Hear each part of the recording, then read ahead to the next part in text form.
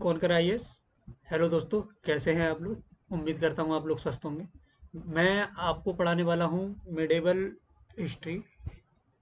पिछली क्लास में हमने जो मिडेवल हिस्ट्री पढ़ी थी, जिसमें कि हमने महमूद गजनी तक महमूद गजनवी तक देख लिया था। ये जो क्लासेस हैं ये आपके यूपीएससी में, यूपीपीसीएस में, एमपीपीसीएस में, एचपीएससी में और अदर स्टेट्स में जिनमें भी हिस्ट्री का पोर्शंस है प्री का, उनमें प्री के लिए काफ़ी यूजफुल साबित होंगी, ऐसी मैं आशा करता हूँ। और अब हम शुरू करने वाले हैं आगे। ये जो हम पढ़ रहे थे अरब आक्रमण। अरब आक्रमण अरब आक्रमण में हम जो पढ़ रहे थे वो तीन महत्वपूर्ण आक्रमणकारी पढ़ रहे थे, जिनमें पहला था मोहम्मद बिन कासिम। दूसरा आक्रमणकारी था वह था महमूद गजनी। और तीसरा है मोहम्मद गौरी, जिसके बारे में हम आज पढ़ेंगे। अब तक हमने देखा कि मोहम्मद बिन कासिम ने कैसे सिंध विजय की और किस तरह से फिर उसे फायदे नुकसान उसके क्या क्या प्रभाव रहे। किस तरह से एक तुर्क दास किस तरह से सुल्तान के पद तक पहुंचे, उन्होंने किस तरह से भारत विजय की, किस तरह से मध्य पूर्व एशिया में अपना विस्तार किया। अब इसके बाद जो हम देखने वाले हैं वो है मोहम्मद गौरी। तो इसी के क्रम में पहले हम ये देख लेते हैं कि मोहम्मद जो गौरी है यह शासक कहाँ का था। मोहम्मद गौरी गौर प्रदेश, या कहें मतलब गौर प्रदेश, जो कि ये जो गौर प्रदेश है, ये जो महमूद गजनी था ना, महमूद गजनी महमूद गजनी के साम्राज्य का जब पतन हुआ था, उसके पश्चात उसी के अवशेषों पर गौर प्रदेश का जन्म हुआ, जिसे मोहम्मद गौरी के अंतर्गत स्थापित किया गया। कहते ऐसा है जैसे कि इसे ऐसा मानो कि जो महमूद गजनी की महमूद गजनी महमूद गजनी की मृत्यु के पश्चात इसका जो साम्राज्य था वह बिखरने लगा। इसकी मृत्यु के पश्चात एक मध्य पूर्व में ही, मतलब सॉरी, मध्य एशिया में ही एक साम्राज्य का विकास हुआ जिसका नाम था सलेजुक।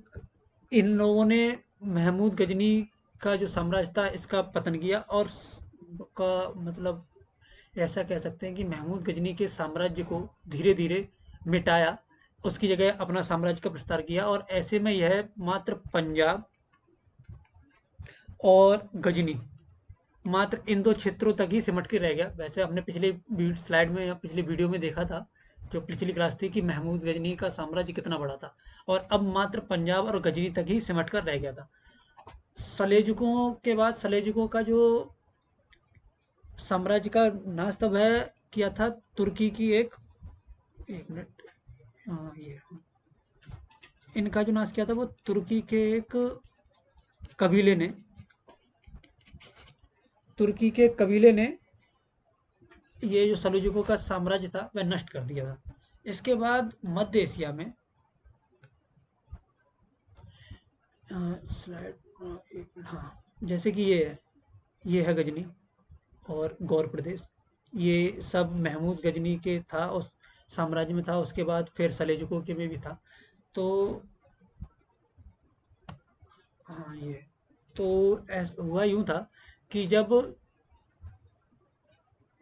ऐसा मानो जैसे ये है गौर प्रदेश, सलेजुकों की शक्ति के पश्चात इसके उत्तर में ख्वारिज्म, और इसके उत्तर पश्चिम में सलेजुक, जो कि सलेजुक साम्राज्य था।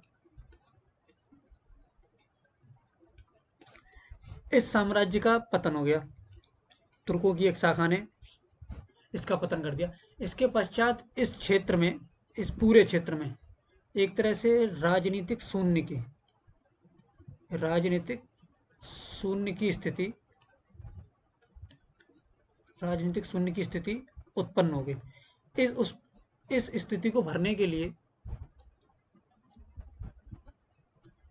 उत्तर में ख्वारिज्म शासक, ख्वारिज्मों का शासन और गौर प्रदेश में मोहम्मद गौरी का शासन आरंभ हुआ। तो इसकी मतलब इस राजनीतिक शून्य की स्थिति को ख्वारिज्म और गौर, इन दोनों ने भरा, जो राजनीतिक शून्य की स्थिति थी इसे। ऐसे में अब हम देखते हैं कि मोहम्मद गौरी ने भारत पर आक्रमण क्यों किए, क्या इसके उद्देश्य थे, इन सब के बारे में देखते हैं। तो बात यह थी, जब इसमें गौर प्रदेश का जब एकीकरण मोहम्मद गौरी के समय हुआ और इसके उत्तर में जो ख्वारिज्म राज्य था, ये दोनों आने वाले वक्त में एक दूसरे के प्रतिद्वंदी हो गए, जिसमें कि जाहिर सी बात है कि ख्वारिज्म जो है वह एक मजबूत शासन के रूप में या मजबूत राज्य के रूप में फला फूला बड़ा हुआ। तो ऐसे में गौर प्रदेश को ख्वारिज्म को हराने के लिए संसाधनों की आवश्यकता हुई, और संसाधनों की आवश्यकता को पूर्ण करने के लिए इसने भारत की तरफ देखा। ये जाहिर सी बात है कि हमने इससे पहले भी देखा था कि जब भी इन्हें संसाधनों की आवश्यकता होती थी, तो ये उत्तर की ओर देखा करते थे, अपने पूरब की ओर करते थे, मतलब कि भारत की ओर। यही कारण है कि सिंध विजय का भी कारण यही था, महमूद गजनी ने जब भारत पर आक्रमण किया उसका भी कारण यही था, ये भी मोहम्मद गौरी भी आक्रमण कर रहा है, इसका कारण भी यही है। ये चाहता था कि यहाँ से संसाधनों को प्राप्त किया जाए, और संसाधनों को प्राप्त करने के पश्चात इन्हें अपने साम्राज्य जो कि गौर प्रदेश है, यहाँ इन्वेस्ट किया जाए, और इसके उत्तर में जो शासन है, मुझे इसके उत्तर में जो राज्य है ख्वारिज्म, इससे निपटा जाए। तो इसी के क्रम में इसने भारत पर आक्रमण आरंभ किए। इसमें जो ऐसा देखते हैं कि इधर देखते हैं, जैसे कि ये है कि पहले देखते हैं इसने मार्ग कौन से चुने थे करने के लिए। ये है गजनी यानी कि गौर प्रदेश, ये लाहौर, भटिंडा, ये यानी कि तब का तबर हिंद, ये है तराइन, उस समय का ये मैप है, एक तरह से देख लेते हैं। ये है दिल्ली, ये है अजमेर, ये है गुजरात। अजमेर और दिल्ली, इसका शासक है पृथ्वीराज चौहान। गुजरात का शासक है भीम द्वितीय, इस समय जब ये भारत की ओर आएगा। ये है खैबर पास, ये है गोलन पास, यहाँ है इधर, इधर है बोलन दर्रा, ये है उच्च, ये है मुल्तान, और ये है लाहौर। ठीक है, तो अब देखते हैं कि इसने रास्ता कौन सा चुना था इस पर आक्रमण करने के लिए। जब इससे पहले की वीडियो में मैंने आपको बताया था कि अगर जो भी भारत को जीतना चाहता था या भारत के संसाधनों पर कब्जा करना चाहता था, उसे पंजाब, यानी कि ये जो क्षेत्र है पंजाब, हाँ ये क्षेत्र पंजाब, इसे आधार बनाना आवश्यक है। इसे आधार बनाकर ही आप भारत को जीत सकते हैं, या कहें कि भारत के संसाधनों को प्राप्त किया जा सकता है। ऐसे में देखें तो इससे पहले महमूद गजनी ने, इसके मतलब उसके बाद मोहम्मद गौरी ने भी ऐसा किया। इसके बाद फिर जो क्या नाम है, मुगल शासक बाबर ने ऐसा किया। उसके बाद नादिर शाह वगैरह, इन सभी ने भारत पर आक्रमण करने के क्रम में पंजाब को आधार बनाया ही था। पर मोहम्मद गौरी ने सबसे पहले ऐसा नहीं किया। उसने सबसे पहले खैबर दर्रे को पास करते हुए, हाँ, खैबर दर्रे को पास करते हुए, सॉरी, बोलन दर्रा, गलती हुई, बोलन दर्रे को पार करते हुए गुजरात पर सबसे पहले आक्रमण किया। गुजरात पर उस समय शासक था भीम द्वितीय। गुजरात पर आक्रमण करने के पश्चात इसने उस समय गुजरात का शासक जो था भीम द्वितीय और मोहम्मद गौरी के बीच युद्ध हुआ, जिसमें कि भीम द्वितीय ने मोहम्मद गौरी को पराजित कर दिया। भीम द्वितीय एक उस समय बहुत ही शक्तिशाली शासक था। तो भीम द्वितीय से पराजित होने के पश्चात मोहम्मद गौरी वापस लौट गया, और इसे अपनी गलती का एहसास हुआ, और इसने उसके पश्चात पंजाब को आधार बनाया। ये खैबर दर्रे को पार करते हुए पंजाब आया, पहले पंजाब को जीता, उसे आधार बनाया। उसके पश्चात आगे इसने आक्रमण करने प्रारंभ किए। अच्छा, भीम द्वितीय पे आक्रमण करने से पूर्व भी इसने कुछ आक्रमण किए थे, जिनमें जो जीते थे उनमें देखते हैं कि कौन कौन से थे। जैसे कि ये 1175 में, 1175 ईस्वी में इसने सबसे पहले मुल्तान और उच्च, मुल्तान में उस समय शासन कर रहा था इस्माइली वंश का शासक, इस्माइली वंश, जो कि वो एक मुस्लिम राज्य था। पहले इसे जीता, उसके बाद उच्च को जीता, और इन दोनों को जीतने के पश्चात वह गुजरात की ओर बढ़ा। गुजरात की ओर बढ़ने के बाद भीम द्वितीय से हार कर वापस लौट आया। वापस लौटने के बाद इसे अपनी गलती का एहसास हुआ और इसने सोचा कि जाहिर सी बात है कि अगर मुझे भारत के संसाधनों को प्राप्त करना है तो पंजाब को आधार बनाना ही होगा। तो इसने अपनी गलती को सुधारा। सुधारने के पश्चात ये खैबर दर्रे से होता हुआ पंजाब की ओर आया, और पंजाब पर उस समय गजनी, जो गजनवी था, जो मोहम्मद गजनवी था, उसी के वंश का कोई शासक राज कर रहा था। पहले उसे हटाया और पंजाब पर आधार कर ली, पंजाब पर अपना अधिकार कर लिया। पंजाब पर अधिकार करने के पश्चात इसे, चूंकि अब ये गुजरात की ओर तो बढ़ सकता नहीं था, क्योंकि वहाँ भीम द्वितीय से हार चुका था। तो इसे अपने साम्राज्य का विस्तार करने के लिए और संसाधनों को प्राप्त करने के लिए ये एक ही दिशा थी जहाँ ये जा सकता था, और जो कि थी ये दिल्ली और अजमेर की ओर। यहाँ इसी समय दिल्ली और अजमेर में एक शासक था जिसका नाम था पृथ्वीराज चौहान। यह भी एक महत्वाकांक्षी शासक था। तो पृथ्वीराज चौहान, जो ये भी एक महत्वाकांक्षी शासक था, तो इसने भी अपने साम्राज्य का विस्तार करने का सोचा था।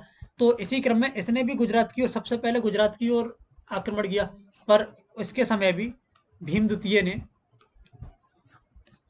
पृथ्वीराज चौहान को पराजित कर दिया। पृथ्वीराज चौहान जब भीम द्वितीय से पराजित होकर वापस लौट गया, वापस लौटने के पश्चात इसके पास भी एक ही रास्ता बचा कि ये इधर से अपने उत्तर पश्चिम की ओर, और जो मोहम्मद गौरी वो ऑलरेडी यहाँ पंजाब के क्षेत्र पर कब्जा जमाए हुए है, तो यहाँ से इसे दक्षिण पूरब की ओर अपना, अपने साम्राज्य का विस्तार करना था। तो इसी घटनाक्रम में इन दोनों के मध्य युद्ध अनिवार्य हो गया। उस समय जो युद्ध हुआ उसका तात्कालिक कारण था ये भटिंडा, जो कि तबर हिंद, उस समय तबर हिंद के नाम से जाना जाता था। दोनों शासक आपस में इस बात को लेके भिड़ गए कि ये जो राज्य है, ये जो मतलब क्षेत्र है, ये उनके शासनकाल में आता है, जिसके कारण कि इन्हें, एक मिनट, जिसके कारण कि इनके मध्य एक युद्ध अनिवार्य हो गया, जो कि हुआ तराइन के मैदान में। मतलब कहा जाता है 1991 ईस्वी में तराइन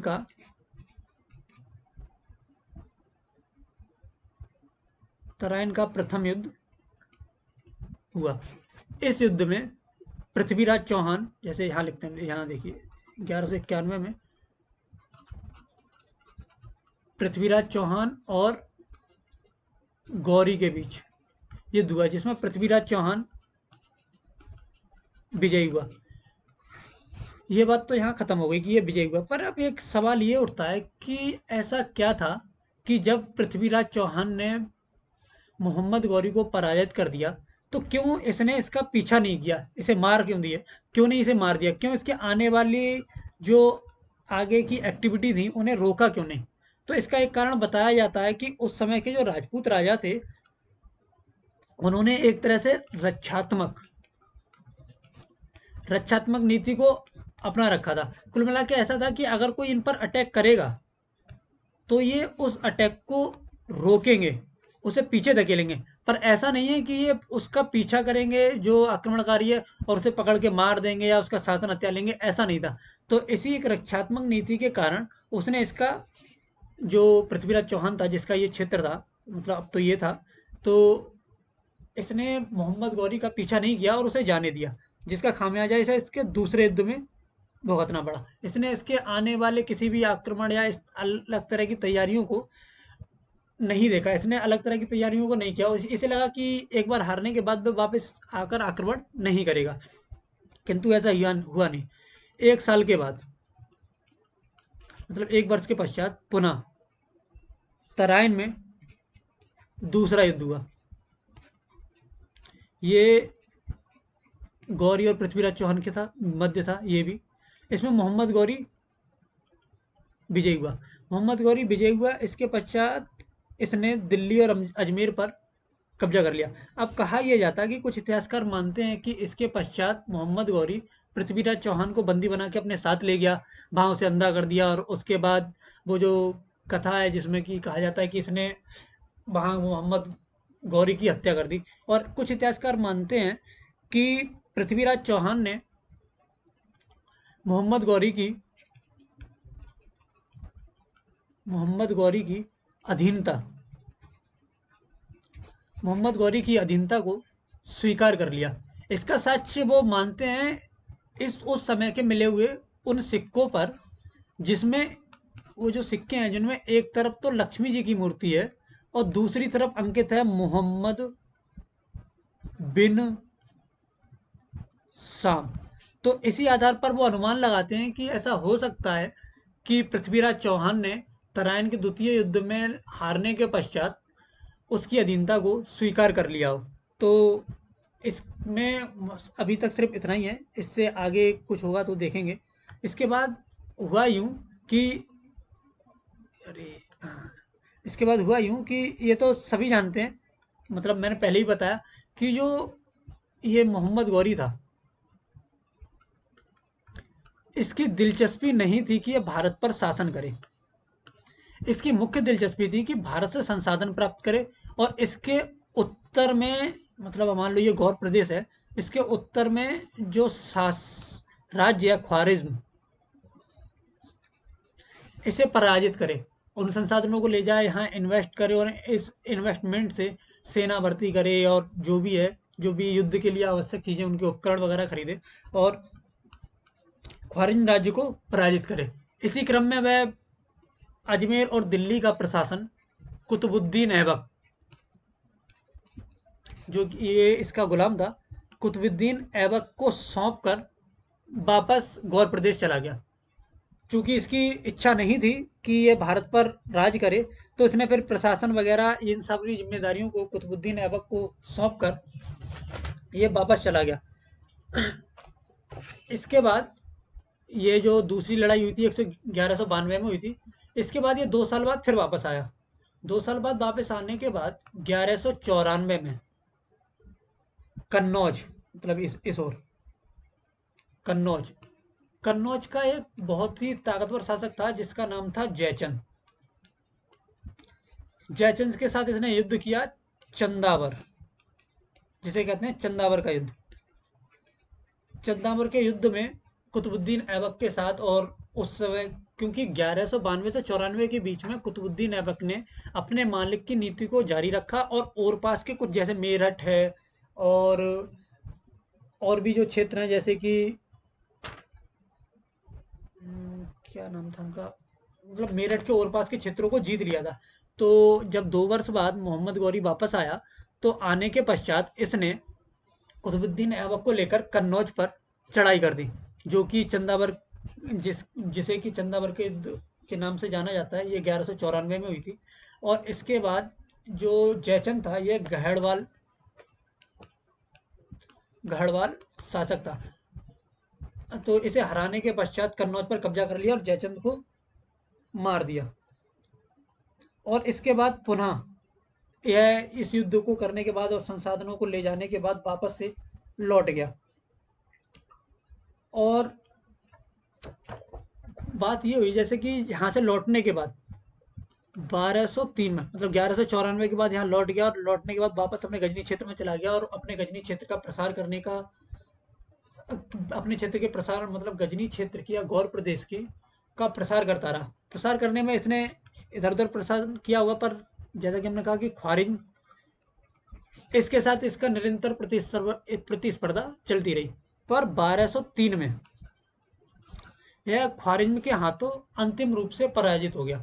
अंतिम रूप से पराजित होने के बाद जब इसे लगा कि अब ये इसका साम्राज्य का विस्तार उत्तर की ओर नहीं हो सकता, मतलब ये अपने इस यूं उत्तर की ओर अपना विस्तार नहीं कर सकता, तो फिर इसने अपना पूरा ध्यान भारत की ओर लगाया। किंतु भारत की ओर आने पर या भारत में यहाँ इस पर अपना शासन प्रशासन करने का जो अब इसने मन बनाया, तो 1203 में ये हार चुका था, 1206 में इसकी मृत्यु हो गई। तो मात्र 3 वर्ष का अंतराल था जो इसे मिला था। मतलब कह सकते हैं कि इसे उतना समय नहीं मिला कि यह भारत की ओर अपना ध्यान केंद्रित कर सके, मतलब भारत पर राज्य करने की ओर अपना ध्यान केंद्रित कर सकते। बाद में इसकी चाहत हुई भारत पर राज्य करने की, पर इसे इतना समय नहीं मिला। इस कारण यह, अरे क्या हुआ यार, 1 मिनट।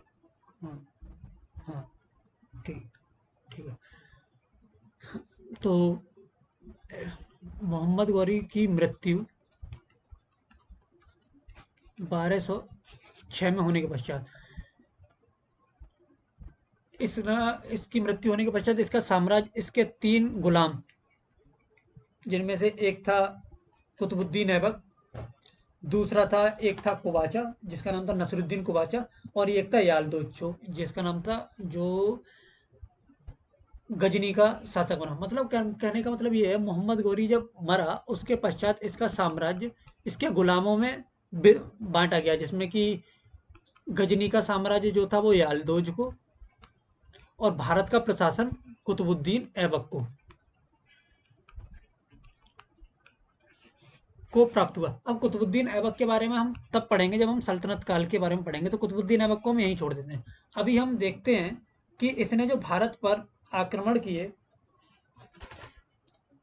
उसके प्रभाव क्या क्या रहे। मतलब कुल मिला के ये देखते हैं कि जब इसने, ऐसा क्यों था, जैसे जो तुर्की, क्योंकि ये भी एक तुर्क था, तो तुर्कियों की एक संरचना थी जिसमें ये था कि इनके मध्य जो, मतलब जनजातीय जो संरचना है, इसके मध्य कहना ये है कि इनके मध्य जो समानता का भाव होता है ना, समानता का भाव यह बहुत ही प्रबल होता है। कहने का मतलब ये है, जैसे कि मान लो पिता है, तो पिता की संपत्ति पुत्रों में बराबर बटेगी। अगर कोई भाई है, मतलब अगर 2 भाई हैं, मतलब मान लो कोई 2 भाई हैं, तो उनमें से अगर एक किसी पद पर है, अच्छे पद पर है, तो दूसरा भी उस पर अपना,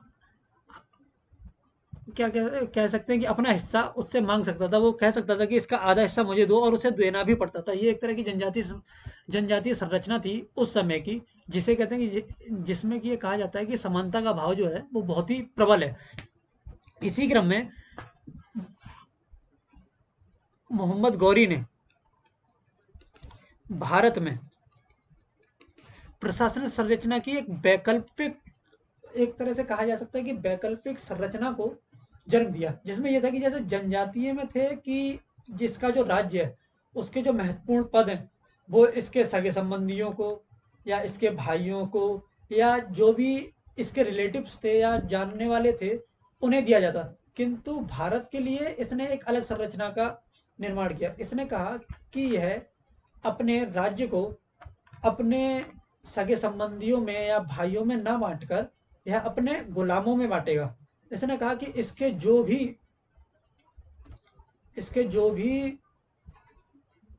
हाँ यहाँ देख, मतलब इसके जो भी काबिल, एक तरह से कह सकते हैं, या वो गुलाम जो काबिलियत रखते हों, उनके मध्य है इन्हें अपने राज्य को बांटेगा। और इसी क्रम में इसने, इसके जो 3, जो मैंने बताया अभी थोड़ी देर पहले, इसके जो 3 गुलाम थे, इनमें था नसरुद्दीन कुबाचा, यालदोज और कुतुबुद्दीन ऐबक। इसमें इन 2 को इसने अपने राज्य को बांट दिया, जिसमें भारत का जो प्रशासन था वो कुतुबुद्दीन ऐबक को, भारत का प्रशासन कुतुबुद्दीन ऐबक को, और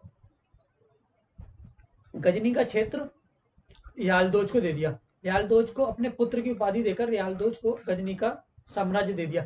इन दोनों क्रम में देखा जाए तो ये मध्य एशिया और भारत, इन दोनों की राजनीति आपस में जुड़ी हुई थी, जिसे कि आगे चलकर इल्तुतमिश अलग करेगा। मतलब कहा जाए कि गजनी में जो भी होता उसका परिणाम या प्रभाव भारत पर भी पड़ता। तो एक तरह से मध्य एशिया की उथल पुथल भारतीय राजनीति को भी प्रभावित करती थी। तो कुतुबुद्दीन ऐबक इसे अलग करना चाहता था, पर उस समय उसे इतना समय मिला नहीं। तो इसे अलग करने का मतलब भारत की राजनीति को मध्य एशिया की राजनीति से अलग करने का श्रेय इल्तुतमिश को जाता है। इल्तुतमिश अपने शासनकाल में ऐसा करेगा। तो अभी हम देखने वाले थे कि हाँ, हमने क्या देख लिया, हमने देख लिया इसका उद्देश्य क्या था मोहम्मद गौरी का, हमने देख लिया आक्रमण का मार्ग क्या था, हमने देखा प्रशासनिक संरचना जैसे कि जिसमें अभी हमने देखा जनजातीय संरचना जिसमें कि प्रबलता समानता की प्रबलता थी या समानता का भाव अधिक था। और मोहम्मद गौरी ने जो भारत में अपनी संरचना अपनाई वो थी सगे संबंधियों को ना देकर गुलामों में अपने राज्य को बांटना। अब हम देखते और मतलब जो हिंदुस्तान में वैकल्पिक पद्धति जो इसने अपनाई वो यही थी कि अपने सगे संबंधियों को ना देकर गुलामों में अपना राज्य बांटना। अब जो हम देखेंगे वो है तुर्की विजय के कारण। कहने का मतलब ये है कि महमूद गजनी ये भी एक तुर्क था। उसके बाद मोहम्मद गौरी ये भी एक तुर्क था। ये इससे पहले जो भारत पर आक्रमण किया वो अरब थे। तो उस स्लाइड में हमने देखा कि अरबों के आक्रमण की या अरबों की विजय के कारण क्या थे। अब हम देखेंगे कि तुर्कों की विजय के कारण क्या थे। वो क्या कारण थे जिस वजह से तुर्क भारत पर आक्रमण किया और सफल भी हो गए। इसमें पहला कारण जो देखते हैं वो है राजनीतिक कारण। मतलब कितने कारण हो सकते हैं। पहला राजनीतिक कारण हो सकता है, एक प्रशासनिक हो सकता है, और एक सामाजिक हो सकता है, और सैनिक कारण भी हो सकता है। ये कुछ कारण हैं जो हो सकते हैं। तो सबसे पहले हम देखते हैं कि राजनीतिक कारण क्या था। जैसा कि मैंने आपको पहले बताया था, भारत पर आक्रमण के क्रम में जो भारत के सीमावर्ती इनके जो सीमावर्ती क्षेत्र थे ये आपस में बटे हुए थे। ये जो व्यवस्था थी वो एक तरह से ऐसा कह सकते हैं कि बहुराज्यीय व्यवस्था थी। बहुराज्यीय व्यवस्था थी मतलब कहने का मतलब ये है कि जिनसे इन्होंने सबसे पहले युद्ध किया वो थे राजपूत। ये बटे हुए थे जैसे मेवाड़ रणथंभौर वगैरह की तरफ अलग भी, और चालुक्य अलग, इधर चौहान अलग, गहड़वाल अलग। ये सब अलग अलग थे। मतलब एक तरह से देखा जाए कि ये आपस में बटे हुए थे, एकता नहीं थी। इनके मध्य था अपनी मिट्टी। मतलब कहने का मतलब है अगर कोई मेवाड़ का शासक है ये, तो वह सिर्फ इतने के लिए ही प्रतिबद्ध है। वो जो करेगा इतने के लिए ही करेगा। इसके बाहर जो भी है वो इसका शत्रु है। इसके साथ इसकी मित्रता है नहीं। ये अपने राज्यों का को एक्सपेंड करना चाहता है जो भी है। पर इसकी जो इच्छा है, इसकी इसका जो समर्पण है वो अपनी मिट्टी के लिए है। कहने का मतलब जिस क्षेत्र में ये है, जितना इसके राज्य का क्षेत्र है ये उतने के लिए ही अपना काम करेगा, इससे आगे नहीं बढ़ेगा।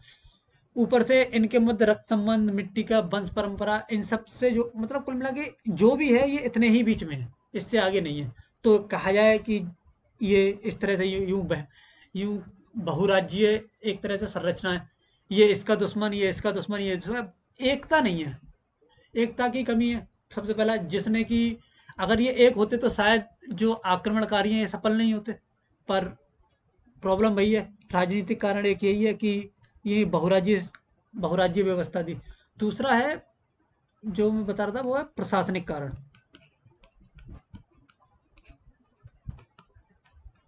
या प्रशासनिक कारक कह लो। प्रशासनिक कारण का मतलब ये है कि उस समय भारत में जो व्यवस्था प्रचलित थी वह थी सामंती व्यवस्था।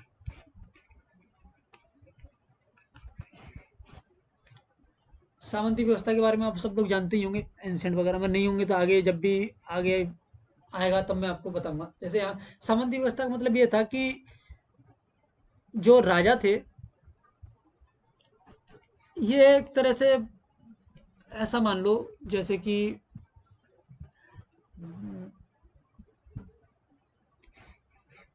हाँ, एक मिनट, हाँ ये रखो। सामंती व्यवस्था को एक तरह से ऐसा मान सकते हैं कि ये व्यवस्था जो इनके द्वारा लाई गई एकता व्यवस्था थी इसके मुकाबले कमजोर थी। एकता व्यवस्था के बारे में पहले जान लेते हैं, उसके बाद सामंती के बारे में बताएंगे। एकता व्यवस्था के का कहने का मतलब ये था जैसे कि एकता व्यवस्था की इच्छा ये थी जैसे कि एक जमीन है, इसे किसी को आवंटित कर दिया। तो अब इस जमीन पर जिसका आवंटन जिसे मतलब सैनिक आपूर्ति के बदले में दी गई, जैसे जो कोई जब भी जो कोई सैनिक है या सैनिकों का सरदार है वो अगर अपनी सेवाएं राजा को देता है तो वेतन के बदले में उसे एक भूमि का टुकड़ा दिया जाता था या आवंटित किया जाता था। तो इस पर उस सैनिक सरदार का तभी तक अधिकार रहता था जब तक वो सेना में रहता था या जब तक वो राजा को अपनी सेवाएं देता था। उसके पश्चात उसका इस भूमि पर कोई अधिकार नहीं था। उसके बाद दूसरा अगर कोई सेवा प्रदान करेगा तो उसे ये भूमि आवंटित कर दी जाएगी। इस तरह से इसका फायदा ये था कि अधिक से अधिक संख्या में सैनिकों को जुटाया जा सकता था। संसाधनों का केंद्रीकरण बेहतर हो सकता था। उन्हें बेहतर तरीके से यूटिलाइज किया जा सकता था। ये इसका एक फायदा था एकता व्यवस्था का। सामंती व्यवस्था इसके विपरीत थी। जैसे एक भूमि का टुकड़ा है, उस पर वर्ष दर वर्ष पहले दादा, उसके बाद पिता, उसके बाद पिता का पुत्र, फिर उसके बाद उसका पुत्र। तो चाहे सक्षम हो या ना हो, पर एक बार अगर आपको भूमि आवंटित कर दी गई, उसके पश्चात आपको राज्य से कोई लेना देना नहीं है। आप जब तक राज्य को सेवाएं दे रहे हैं तो दे रहे हैं, नहीं दे रहे हैं तो नहीं दे रहे हैं। तो इन दोनों व्यवस्थाओं के मध्य जो अंतर था, जिसके कारण की एकता व्यवस्था जो कि तुर्कों द्वारा लाई गई, ये बेसिकली एकता व्यवस्था जो थी वो ईरान की व्यवस्था थी। ईरान की व्यवस्था को लाया गया था। तो इस तरह से ऐसा कह सकते हैं कि जो एकता व्यवस्था थी ये सामंती व्यवस्था की से कहीं बेहतर थी, जिसने कि इन्हें सैनिक या बेहतर संसाधनों को मुहैया कराने में मदद प्राप्त की थी। तो ये तो अब दूसरे एक देखते हैं सामाजिक कारण। तीसरा जो हम देखने वाले हैं वह है सामाजिक कारक। सामाजिक कारक में बात यह है कि उस समय जो हमारा हिंदू समाज था यह बहुत ही विभाजित था।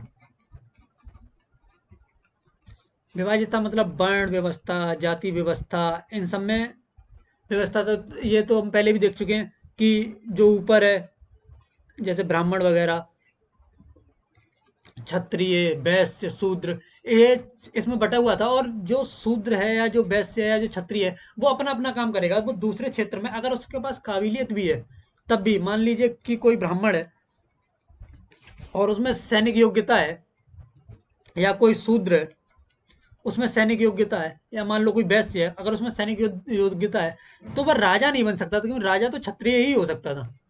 तो अगर उसमें योग्यता है फिर भी वह उससे आगे नहीं बढ़ सकता था, वो उसमें ही रहेगा। ये एक बहुत ही बड़ा ड्रॉबैक था, जो कि मुस्लिम समाज में ऐसा नहीं था। मतलब ऐसा नहीं था, मुस्लिम समाज भी आपस में बटा हुआ था, पर मुस्लिम समाज में जो उस समय एक खासियत थी वो थी मुस्लिम बंधुता की। कहने का मतलब ये है कि दारुल हर्ब को दारुल इस्लाम में बदलना, वो मैंने आपको पहले ही बताया था पिछली वीडियो में कि उनका एक घोषित उद्देश्य ही रहता था। दूसरा इसमें ये कि हमने अभी इससे पहले दो शासक देखे, उसमें जैसे कि मोहम्मद गजनी के बारे में हम देखा, उसमें जो भी थे वो गुलाम थे, तुर्क गुलाम। पर वो अपनी काबिलियत के आधार पर सुल्तान के पद तक पहुंच गए। ये एक अच्छी चीज थी। इसमें एक ये था कि गुलाम अगर योग्य है तो वो सुल्तान के पद तक पहुंच सकता था। ये उस समय के समाज में, मुस्लिम समाज में प्रचलित था। जो और हमारे हिंदू समाज में जाति व्यवस्था में बटे हुए थे, जो जिस जाति का वो वही काम करेगा। अगर उसमें कोई अन्य योग्यता है तो उसका कोई अर्थ निकलेगा नहीं, वो उसी में रहेगा। तो ये भी एक कारण था जिस कारण कि तुर्कों को योग्यता के अनुसार, कहाँ गया यार, एक मिनट, हाँ, योग्यता के अनुसार कार्य करने को मिलता था। तो उन्हें एक तरह से बेहतर सैनिक मिल सके। भारत में ऐसा नहीं था। तो और अगला एक कारण जो हम देखने वाले हैं वो है सैनिक कारक। मतलब ऐसा क्या था, देख सैनिक कारक में देखते हैं कि वो क्या कारक थे जिसके कारण कि उन्हें विजय प्राप्त करने में सहायता मिली। ऐसा उस समय जो भारत में जो राजपूत थे या भारतीय सैनिक थे या भारतीय सैन्य व्यवस्था थी, उसमें भारीपन बहुत था। कहने का मतलब कि हाथी थे। अब हाथी की गति कितनी होती है तो आप जानते ही हैं। उनके पास जो तलवार, एक तरह से वो तलवारें थी, उनके कवच थे, और ये जो साज सज्जा का जो सामान था वो, उसमें भारीपन बहुत था। पर तुर्कों के साथ क्या था, तुर्कों के साथ घोड़े थे, घोड़ों पर बैठे तीरंदाज थे। भारीपन नहीं था, जो कि बहुत ही तेज गति से बाहर वार करते थे। तेज गति से वार करने के बाद कभी कभी ऐसा होता था कि सामने वाले को एक तरह से अचंभे में या चौंका देते थे, इतनी द्रुत गति से वार करते थे। पर भारतीय अपनी वही पुरानी परंपरा पर चल रहे थे। ऊपर से विजय वगैरह का आप देख सकते हैं, जैसे कि पीछे से वार नहीं करना, हम ये नहीं कर, मतलब उसूलों वाली बात थी। पर मुस्लिमों में ऐसा नहीं था, उनका सिर्फ एक ही उद्देश्य था कि जीत कैसे भी हो जाए, छल कपट साम दाम दंड भेद किसी तरह से हो, पर जीत होनी चाहिए, ये था। तो ये कुछ कारण थे जो कि हमने देखे। अब देखते हैं, अब जो जैसे कि ये सैनिक कारक, राजनीतिक कारक हमने देखे, सैनिक कारक देखे, प्रशासनिक और आर्थिक कारक देखे, जिसमें हमने सामंती और एकता व्यवस्था की बात की, और ये सामाजिक कारक देखे। इसके पश्चात जो हम पढ़ने वाले हैं वो है आक्रमण के प्रभाव। इस आक्रमण के प्रभाव क्या क्या रहे। तुर्कों ने भारत पर आक्रमण किया, उसके पश्चात भारत की संस्कृति में, भारत के समाज में, भारत की राजनीति में क्या क्या परिवर्तन आए, तुर्कों ने क्या भारत में लाकर दिया, भारत से क्या वो लेकर गए, इन सब के बारे में अब चर्चा करेंगे। जिसमें कि सबसे पहले बात करते हैं आर्थिक कारक की। एक मिनट। ये आर्थिक कारक, आर्थिक कारक में क्या था, जैसे कि भारत में जब तुर्की भारत में जब तुर्की राज्य की स्थापना हुई, तुर्की राज्य की स्थापना होने के बाद एक सबसे मेजर पॉइंट जो निकल के आया वो ये कि मध्य एशिया का जुड़ाव सीधे भारत से हो गया। मध्य एशिया उस समय व्यापार के क्षेत्र में आप कह ही सकते हो, मतलब एक तरह से कह सकते हैं, जब भारत का जुड़ाव मध्य एशिया से सीधे सीधे हो गया, तो एक तरह से भारत एक बहुत ही बड़े व्यापारिक क्षेत्र से जुड़ गया, जिससे कि भारत में व्यापार को प्रोत्साहन मिला। मतलब यहाँ से हम व्यापार कर सकते थे, वहां से आयात निर्यात कर सकते थे, और इसी क्रम में अर्थव्यवस्था को गति मिल गई। ये एक आक्रमण के बाद जब शांति आई, उसके पश्चात ये एक बड़ा प्रभाव था जो हुआ। इसके बाद ऐसा हुआ कि जैसे ये एक बड़े क्षेत्र के रूप में, व्यापारिक क्षेत्र के रूप में था, तो इसके पश्चात जो क्या, हाँ, नवीन तकनीक, हाँ एक ये भी नवीन तकनीक में जैसे कह सकते हैं चरखा, करगा, धुनगी जैसी चीजें, इनका आगमन भारत में हुआ। तो पहले जो हाथ काम हम परंपरागत रूप से करते थे, उसके पश्चात वह काम हम तकनीकी रूप से करने लगे। हाँ, एक ये भी है, जैसे तुर्की शासन की स्थापना से पहले जब ये भारत में आके आक्रमण करते थे, तो यहाँ से कीमती धातु को वापस लेके चले जाते थे। किंतु जब ये एक तरह से व्यापार प्रारंभ हो गया इन दोनों के मध्य, तो धातु, कीमती धातु जाने के बजाय आना भी प्रारंभ हो गई। पहले एक तरफा था कि धातु की निकासी हो रही थी, पर जब व्यापार स्थापित हो गया, व्यापार अच्छे पैमाने पर होने लगा, तो जो धातु जो गई वो वापस भी आने लगी। मतलब ये नहीं कह रहा कि सारी आ गई, पर ये है जैसे कि व्यापार होने लगा तो कीमती धातु का भी आगमन शुरू हो गया। अब इस इसके क्रम में जो अगला प्रभाव पड़ा वह था सामाजिक प्रभाव। सामाजिक प्रभाव में क्या था, सामाजिक प्रभाव में ये था, जैसे मान लो हिंदू समाज में क्या था, पहले लंबवत विभाजन था, शूद्र क्षत्रिय वैश्य, जो भी तीन चार हैं ये, मतलब ब्राह्मण क्षत्रिय वैश्य शूद्र, जाति विभाजन था। मुस्लिमों के आने से ये क्षैतिज विभाजन बदल गया, मतलब हिंदू और मुस्लिम। लंबवत विभाजन मुस्लिम में भी था, हिंदुओं में भी था, पर अब क्षैतिज विभाजन भी है कि मैं हिंदू तू मुस्लिम। ये एक तरह से कहा जा सकता है कि क्षैतिज विभाजन था। बस इसमें एक बात ये थी कि मतलब हिंदू समाज से मुस्लिम समाज में एक बेहतर बात ये थी कि इसमें इस्लामी बंधुता की बात थी। कहने का मतलब ये है कि अगर आप इस्लाम में हैं तो आप एक तरह से मुस्लिम मिल्लत का हिस्सा हैं। मुस्लिम मिल्लत का मतलब भाईचारे का हिस्सा है, चाहे आप कहीं के भी हों, पर आप मुस्लिम मिल्लत का हिस्सा है। ये इसके मुकाबले मुस्लिम समाज में एक चीज़ अच्छी थी, भारत में या हिंदू समाज में ऐसा कहें, ये ऐसा था कि एक शूद्र एक वैश्य, ये दोनों में आपस में कोई, मतलब एक ही धर्म के हैं पर भाईचारा नहीं है, जाति विभाजन है, ये सब चीज़ें हैं। और इसके पश्चात, हाँ, और इस समाज समाज में एक ये भी था कि मान लो मुस्लिम उस समय कम आए थे।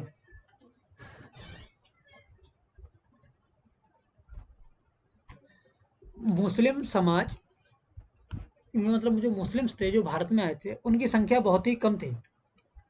बाहर से आए थे, तुर्क वगैरह से साथ में आए थे, कुछ बाद में आए थे, तो इनकी संख्या कम थी। तो ये जो आने के पश्चात नगर और कस्बों में बस गए, पर इनकी पहुंच गांव तक नहीं थी।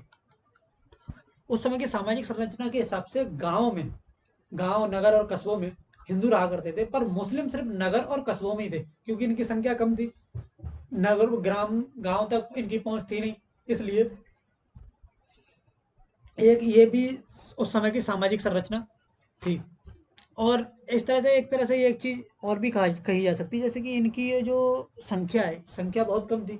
संख्या कम होने की वजह से इन्हें अपने प्रशासन में हिंदू जमींदारों, हिंदू राजाओं को शामिल करना पड़ा। इन्होंने अपनी सेना में हिंदुओं को शामिल किया, क्योंकि इनकी संख्या कम थी, पर सेना तो चाहिए थी ना, अपने साम्राज्य को बचाने के लिए, अपने साम्राज्य की सीमा को बचाने के लिए। इसलिए तो समाज, उस समय की सामाजिक संरचना और उसके प्रभाव ये थे। एक जो आखिरी प्रभाव रह गया, जो हम देखने वाले हैं, वो है ये सांस्कृतिक प्रभाव। ये बहुत ही इंपॉर्टेंट है। तुर्कों की भारत विजय के पश्चात उन्होंने किस तरह से संस्कृति को प्रभावित किया, या हमने उस संस्कृति को कैसे लिया, ये देखने वाली बात है। जैसे मान लो हुआ कुछ यूं, जैसे कि तुर्कों ने जब भारत जीता और भारत में तुर्की राज्य की स्थापना की, उसके पश्चात वो अपने साथ कुछ सूफी संत, कुछ विद्वानों को भी लेकर आए अपने साथ। कुछ उन्होंने जो ग्रंथ लिखे या जो भी है, अपने साथ एक भाषा लेके आए थे, फारसी भाषा। और मतलब एक तरह से ये सब चीज़ें देख सकते हैं इनमें। कहने का मतलब ये है, जैसे कि इस समय जब ये भारत में तुर्की राज्य की स्थापना हुई, उस समय मध्य एशिया में मंगोलों के कारण उथल पुथल थी, तो जिस कारण मध्य एशिया से भाषा और वहाँ के विद्वान वगैरह भारत में आए। भारत में आने के बाद कुछ विद्वानों ने, मतलब कुछ मुस्लिम विद्वानों ने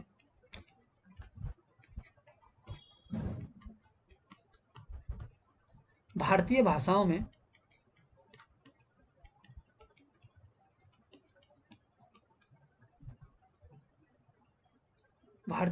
रुचि ली, भारतीय भाषाओं को सीखा, जिसके क्रम में उन्होंने भारतीय ग्रंथों का अनुवाद फारसी भाषा में किया। इसी क्रम में कुछ भारतीय विद्वान थे जिन्होंने फारसी भाषा को सीखा, और अरबों के ग्रंथों को, जो कि फारसी में लिखे गए थे, या फारस के ग्रंथों को अपनी देसी भाषा में, या कहो कि भारतीय भाषा में,